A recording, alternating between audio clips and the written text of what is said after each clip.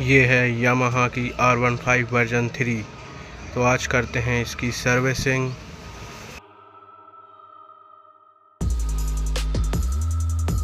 और करते हैं इसके डिस्क पैड चेंज। वीडियो पसंद आए तो सब्सक्राइब कीजिए और लाइक कीजिए।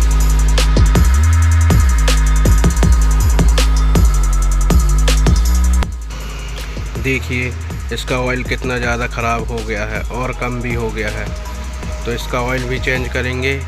और ये फ़िल्टर भी ख़राब हो गया है तो इसका फ़िल्टर चेंज करेंगे।